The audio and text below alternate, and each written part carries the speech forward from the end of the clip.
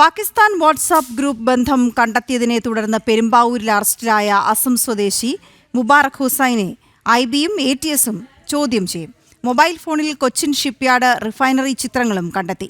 പാകിസ്ഥാൻ സ്വദേശികളാണ് group admin.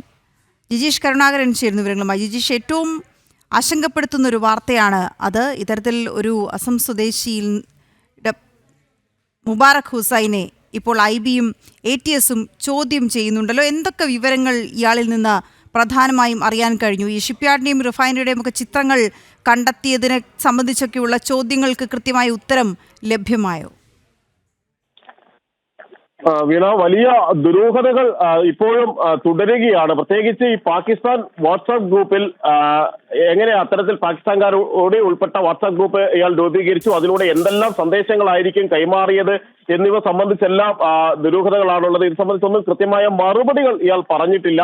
പ്രത്യേകിച്ച് അതിന്റെ ഗ്രൂപ്പ് അഡ്മിന്മാരായി പോലും പാകിസ്ഥാൻകാരെ ഉൾപ്പെടുത്തിയിരുന്നു എന്ന് തന്നെയാണ് പോലീസ് വൃത്തങ്ങൾ വ്യക്തമാക്കുന്നത്. ഇത്തരത്തിൽ നിരവധി വാട്സാപ്പ് ഗ്രൂപ്പുകൾ ഉണ്ടായിരുന്നു. മാത്രമല്ല, ഇയാളുടെ ഫോണിൽ നിന്ന് തന്ത്രപ്രധാനമായ കേന്ദ്രങ്ങളുടെ പ്രത്യേകിച്ച് കൊച്ചിൻ ഷിപ്പ്യാർഡിന്റെയും എണ്ണ ശുദ്ധീകരണശാലയുടെയും എല്ലാം തന്നെ ദൃശ്യങ്ങളാണ് ഇത്തരത്തിൽ പകർത്തിയത് എന്നത് അതിന്റെ ഗൗരവം വർദ്ധിപ്പിക്കുകയും ചെയ്യുന്നുണ്ട്. ഇയാൾ ആദ്യഘട്ട ചോദ്യം ചെയ്യലിൽ പറഞ്ഞത് അവിടെ ജോലി ചെയ്തിരുന്നപ്പോൾ ആ ഭാഗങ്ങളിലെല്ലാം ജോലി ചെയ്തപ്പോൾ ഈ ദൃശ്യങ്ങൾ ഉൾപ്പെടുത്തിയത് ആണ് എന്നാണ്.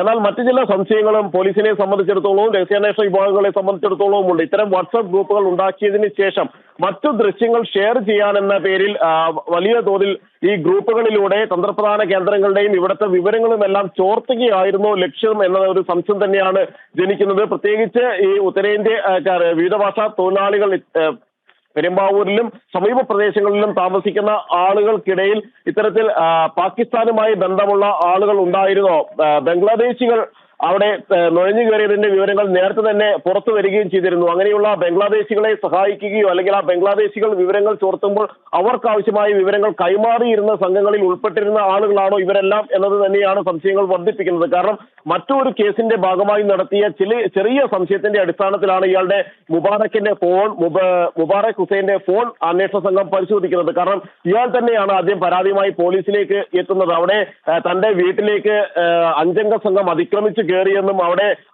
37,000 രൂപ തട്ടിക്കൊണ്ട് പോയി എന്നും ആ പണം മോഷ്ടിച്ചുകൊണ്ട് പോയി എന്നുമുള്ള പരാതിയുമായിട്ടായിരുന്നു എത്തിയത്. എന്നാൽ ഈ പരാതിയിൽ ചില സംശയങ്ങൾ അന്വേഷണ സംഘത്തിന് തോന്നുകയും തുടർന്ന് വിശദമായി ചോദ്യം ചെയ്തപ്പോൾ കൃത്യമായ മറുപടികൾ പറയാതിരുന്നതോടും കൂടിയാണ് ആദ്യം മൊബൈൽ ഫോൺ പരിശോധിക്കുന്നത്. ആദ്യഘട്ടത്തിൽ തന്നെ കുട്ടികളുടെ നഗ്ന ദൃശ്യങ്ങൾ കുട്ടികളുടെ ദൃശ്യങ്ങൾ പകർത്താനും അത് പ്രചരിപ്പിക്കാനും എല്ലാം ഉപയോഗിച്ച വാട്സാപ്പ് ഗ്രൂപ്പിന്റെ വിവരങ്ങൾ ലഭിച്ചിരുന്നു. ഇയാൾ ഇത്തരത്തിലുള്ള ഗ്രൂപ്പുകളിൽ ഉൾപ്പെട്ടിട്ടുള്ള ആളാണ് എന്നും നിരവധി ദൃശ്യങ്ങൾ പകർത്തി പ്രചരിപ്പിച്ചിരുന്നു എന്നും അന്വേഷണ സംഘത്തിന് മനസ്സിലായി. പിന്നീട് വിശദമായി തന്നെയുള്ള അന്വേഷണത്തിലും ഈ മൊബൈൽ ഫോണുകൾ പരിശോധിച്ചപ്പോഴുമാണ് പാകിസ്ഥാനികൾ ഉൾപ്പെട്ട വാട്സാപ്പ് ഗ്രൂപ്പുകൾ കൂടി കണ്ടെത്തിയത്. ഇത് സംബന്ധിച്ചെല്ലാം തന്നെ അന്വേഷണ സംഘം വിശദമായി തന്നെയാണ് പരിശോധിക്കുന്നത്. ആദ്യഘട്ടത്തിൽ ഇയാൾ പറയുന്നത് ഇത്തരത്തിലുള്ള ദൃശ്യങ്ങളും ചിത്രങ്ങളും എല്ലാം പ്രചരിപ്പിക്കുന്നതിന് വേണ്ടിയും കൈമാറുന്നതിന് വേണ്ടിയുമാണ് ഈ പാകിസ്ഥാൻകാർ കൂടി ഉൾപ്പെട്ട ഇങ്ങനെയൊരു വാട്സാപ്പ് ഗ്രൂപ്പ് താൻ രൂപീകരിച്ചത് എന്ന കാര്യമാണ്. എന്നാൽ അതിനുമപ്പുറം ദൃശ്യങ്ങൾ പകർത്തി കൈമാറുക ഉദ്ദേശമായിരുന്നു എന്ന് സംശയിക്കുന്നുണ്ട്. കാരണം വളരെ നീണ്ട ദൃശ്യങ്ങൾ പകർത്തുകയും പ്രചരിപ്പിക്കുകയും അതിന്റെ അവസാന ഭാഗങ്ങളിൽ തന്ത്രപ്രധാന കേന്ദ്രങ്ങളുടെ ഭാഗങ്ങൾ കൂടി ഉൾപ്പെടുത്തി കൈമാറുന്ന ഒരു രീതി ചാരന്മാരും പാകിസ്ഥാനിൽ നിന്ന് ഇത്തരം ദൃശ്യങ്ങൾ കൈമാറുന്ന ആളുകളും എല്ലാം തന്നെ ഉപയോഗപ്പെടുത്തിയിരുന്ന ഒരു രീതിയാണ്. സാധാരണ നിലയിൽ മറ്റു ചില ആളുകളെ കൂടി ഈ ഗ്രൂപ്പിന്റെ ഭാഗമാക്കും. അതിനുശേഷം ഏറെ നേരം നീളുന്ന ഈ ദൃശ്യങ്ങളുടെ ഏറ്റവും ഒടുവിലത്തെ ഭാഗങ്ങളിൽ തന്ത്രപ്രധാനപ്പെട്ട ചില ദൃശ്യങ്ങൾ അതുമായി ബന്ധപ്പെട്ട ആളുകൾക്ക് മാത്രം അറിയാവുന്ന രീതിയിൽ അത് കൈമാറുന്ന ഒരു രീതി അനുവർത്തിച്ചു വന്നിരുന്നു. അതുകൊണ്ട് തന്നെ മുബാറക്കും ഇങ്ങനെ ദൃശ്യങ്ങൾ കൈമാറിയിരുന്നു എന്നത് തന്നെയാണ് സംശയം. അന്വേഷണ സംഘം വ്യക്തമാക്കുന്നത് വളരെ വിശദമായി തന്നെ ഇയാളെ ചോദ്യം ചെയ്യേണ്ടതുണ്ട്. അതിന് സൈബർ ഫോറൻസിക് പരിശോധനാ ഫലം വരണം. ഇയാളുടെ മൊബൈൽ ഫോണിന്റെ സൈബർ ഫോറൻസിക് പരിശോധനാ ഫലം പുറത്തു വരേണ്ടതുണ്ട്. ആ സൈബർ ഫോറൻസിക് പരിശോധനാ ഫലം പുറത്തു വരുന്നതോടുകൂടി മാത്രമായിരിക്കും ആരെല്ലാമായി ബന്ധപ്പെട്ടിട്ടുണ്ട്, പാകിസ്ഥാനിലേക്ക് ഫോൺ കോളുകൾ പോയിട്ടുണ്ടോ. പ്രത്യേകിച്ച് നേരത്തെ ഇതുമായി ബന്ധപ്പെട്ടുകൊണ്ട് നിരവധി ടെലിഫോൺ എക്സ്ചേഞ്ചുകളുടെ വിവരങ്ങൾ ലഭിച്ചിരുന്നു. അനധികൃത ടെലിഫോൺ എക്സ്ചേഞ്ചുകൾ പ്രവർത്തിപ്പിച്ചുകൊണ്ട് ബംഗ്ലാദേശിലേക്കും പാകിസ്ഥാനിലേക്കും എല്ലാം നിരന്തരം വിളിച്ചതിന്റെ വിവരങ്ങൾ ഈ ഘട്ടങ്ങളിലെല്ലാം തന്നെ ലഭിച്ചിട്ടുണ്ട്. അങ്ങനെയെങ്കിൽ പുറത്തേക്ക് ഫോൺ കോളുകൾ വിളിച്ചിട്ടുണ്ടോ, വാട്സപ്പ് കോളുകൾ വിളിച്ചിട്ടുണ്ടോ എന്നിവയെല്ലാം തന്നെ അന്വേഷണ സംഘം പരിശോധിക്കുന്നുണ്ട്.